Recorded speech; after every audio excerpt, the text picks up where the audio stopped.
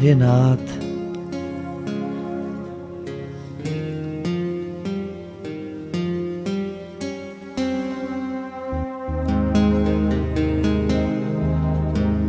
हम आपके हैं।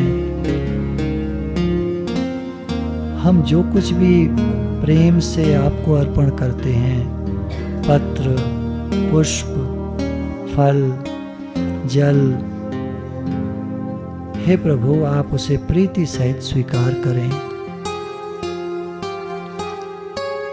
आपने गीता में वचन दिया है कि अपने शुद्ध बुद्धि निष्काम प्रेमी भक्तों का प्रेम पूर्वक अर्पण किया हुआ वह पत्र पुष्प आदि मैं सगुण रूप से प्रकट होकर प्रीति सहित खाता हूँ। हे प्रभु, हमारा जो कुछ भी है सब आपका है। घर आपका है, परिवार आपका है, धन आपका है,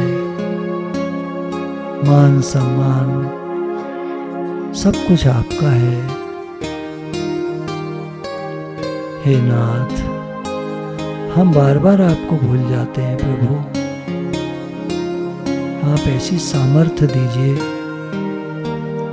कि एक क्षण भी आप भूलें नहीं। हे प्रभु, मैं आपका हूँ। जैसे बच्चा माँ का होता है लेकिन खेल कूद में माँ को भूल जाता है, ये उसकी गलती है। हे प्रभु, हम भी इस संसार में रहकर आपको भूल जाते हैं। प्रभु ऐसी कृपा कीजिए कि हम आपको भूलें नहीं, आप हमें हर समय याद रहें। गुरु के वचनों से, सत्संग से जो आपके लिए तड़प पैदा होती है वो प्रभु हमेशा बनी रहे। एक जीवन के मेरे आधार प्रभु तुम ही तो हो, तुम ही तो हो।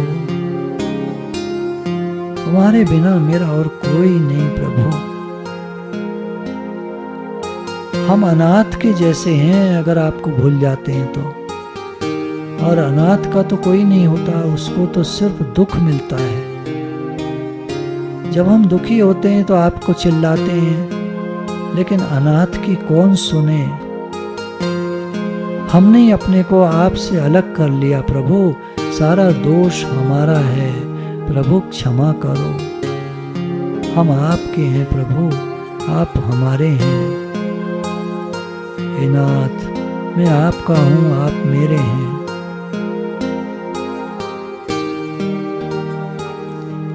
आपने कहा कि जो भी कर्म करो, जो खाओ, जो दान दो, जो तप करो, वो सब मेरे अर्पण कर दो।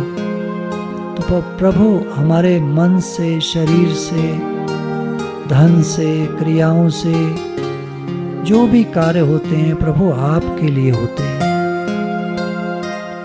मेरा सब कुछ आपको अर्पण हो जाए। हमारे सिर्फ आप रहें और किसी को दुनिया में हम अपना न माने, केवल एक आप।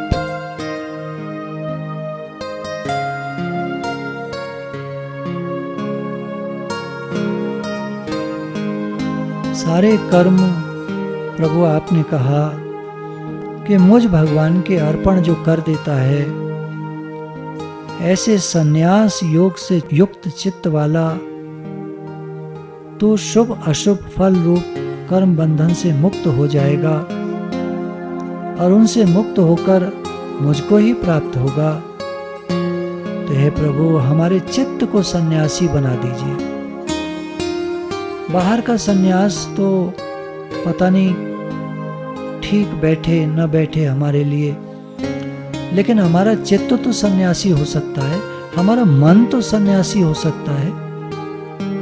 सन्यासी जो कामनाओं से रहित है, जो पूर्ण निष्काम है, जिसको एक भी कामना नहीं, प्रभु आप जैसे रखो, जैसे खिलाओ, जैसे उठाओ, जैसे बिठाओ, प्रभु हम आपके हैं।